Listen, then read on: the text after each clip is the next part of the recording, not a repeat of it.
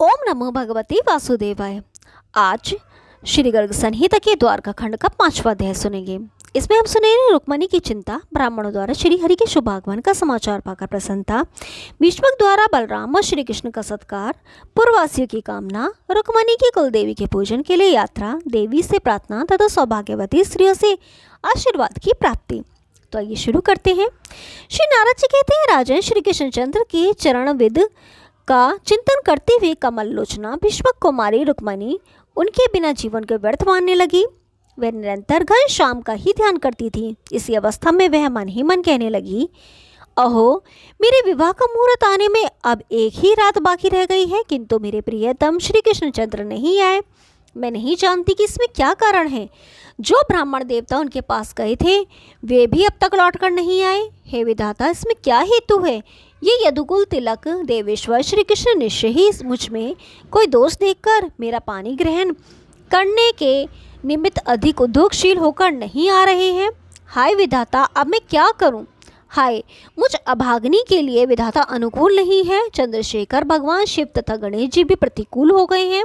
भगवती गौरी ने भी मुझसे मुंह फेर लिया है और गौ तथा ब्राह्मण भी मेरे अनुकूल नहीं है। श्री नारद जी कहते हैं, राजन, इस तरह चिंता में पड़ी हुई वह भीष्मक राजकुमारी महल की अट्टालिकाओं में चक्कर लगाती हुई ऊंचे शिखर से श्री कृष्णचंद्र की बाट देखने लगी। इतने में ही रुक्मणी का बायां अंग फड़क गया, मानो वही उनकी शंका का उत्तरीय समाधान था। काल को जानने वाली सर्वमंगला श्री भीष्मक नंदिनी उस अंग स्फुरण से बहुत प्रसन्न हुई। उसी समय श्री कृष्ण का भेजा हुआ ब्राह्मण तत्काल वहां आ पहुंचा। श्री कृष्ण का आगमन संबंधी सारा वृत्तांत उसने धीरे से रुक्मणी को बता दिया। इससे श्री भीष्मक राजकुमारी को बड़ा हर्ष हुआ और वे ब्राह्मण देवता के चरणों में प्रणत होकर बोली, विप्रवर, मैं तुम्हारे वंश से कभी दूर नहीं हो जाऊंगी, अर्थात तुम्हारी कुल परंपरा में धन संपत्ति का कभी अभाव नहीं होगा। यह मेरा प्रतिज्ञापूर्ण वचन है। विदर्भराज भीष्मक ने जब समाचार सुना कि मेरी कन्या का विवाह देखने के लिए उत्सुक हो बलराम और श्री कृष्ण दोनों भाई पधारे हैं तथा वे ब्राह्मणों के साथ उन्हें लिवा लाने के लिए निकले, क्योंकि उन्हें उनके प्रभाव का पूर्ण परिज्ञान था। मंगल पात्रों में गंध और अक्षत भरकर वस्त्र तथा रत्न राशि रखकर मांगले गाजे बाजी के साथ वे आए। मधुपर्कों के कोटिश कलश समूह सजाकर राजा ने बलराम श्री कृष्ण दोनों परमेश्वर बंधुओं का विधि पूर्वक पूजन किया। पूजन करके वे मन ही मन ये सोचकर अत्यंत खिन्न हो गए कि अहो, मैंने इन्हीं को अपनी कन्या क्यों नहीं दी। उनको सेना सहित आनंद वन में ठहराया और उन्हें प्रणाम करके वे अपने महल में लौट आए। तीनों लोकों के लावण्य की निधि परमेश्वर श्री वसुदेव नंदन का आगमन सुनकर कुंडिनपुर के निवासी वहां आए और अपने नेत्रपुटों से उनके मुखरान्वित की मकरंद सुधा का पान करने लगे। वे पूर्ववासी परस्पर इस प्रकार कहने लगे, बंधु, रुक्मणी तो इन भगवान श्री कृष्ण की ही पत्नी योग्य है, दूसरे किसी की नहीं। उन नगर निवासियों ने श्री कृष्ण और रुक्मणी का विवाह हो इसके लिए विधाता से प्रार्थना करते हुए अपने सारे पुण्य समर्पित कर दिए। वे श्री कृष्ण के लावण्य के बंधन में बंध गए थे। उन्होंने पुण्य आपस में इस प्रकार कहा, यदि यहाँ इनका विवाह हो जाए तो ये कभी कभी स्वयं ससुर के घर अवश्य आया करेंगे। उस समय हम सब लोग निकट से इनका दर्शन करेंगे और कृतकृत्य हो जाएंगे।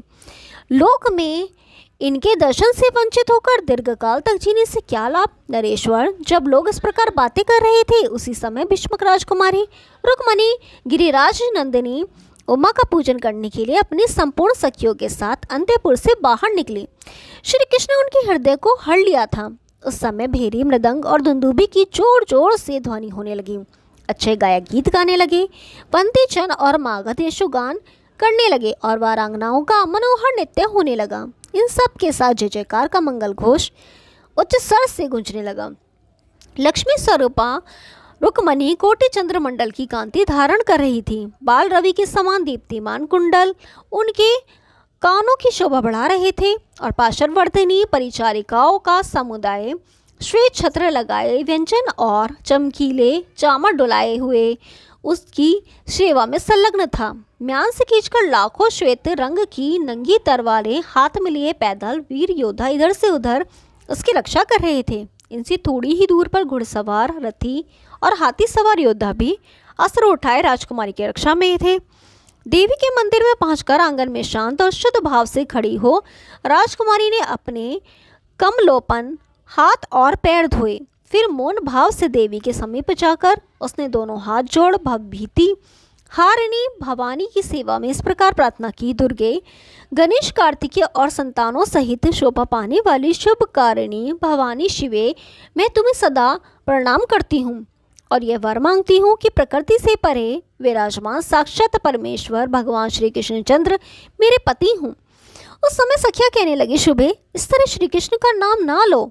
चेदीराज, शिशुपाल के उद्देश्य से वर मांगो। इस तरह बोलती हुई सखियों के बीच खड़ी विश्वकनंदिनी पुनः भवानी के भवन में पूर्वोक्त प्रार्थना को ही दोहराने लगी। अम्ब, ये बालिका है, कुछ नहीं जानती, अतः आप इसकी बात पर ध्यान न दें। यूँ कहती हुई सखियों के बीच में स्थित हो रुक्मणी ने गंध, अक्षत, धूप, आभूषण, पुष्पहार, पुष्प, दीपमाला, पुआ आदि भोग, वस्त्र, फल, गन्ने तथा तांबुल आदि अर्पण करके बड़ी भक्ति से भवानी की सेवा पूजा की।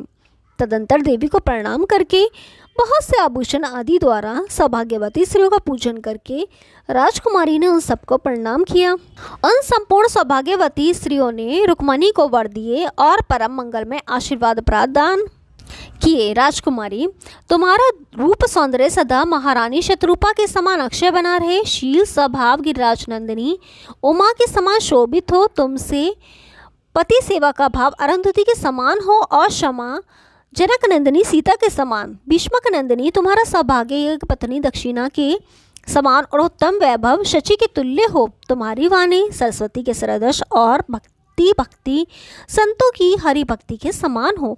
ओम नमो भगवते वासुदेवाय। छठा अध्याय कल सुनाएंगे, तब तक के लिए नमस्कार।